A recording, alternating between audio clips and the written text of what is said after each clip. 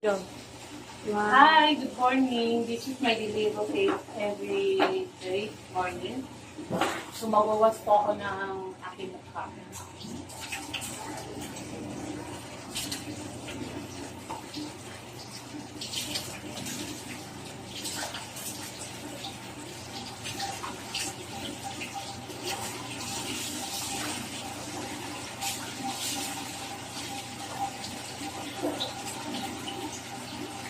Tapos, pagkatapos po, maglilinis po ako sa labas namin. Bawal po kasi mag-toothbrush ngayon kasi it's Ramadan. So, maglilinis tayo dito guys sa labas.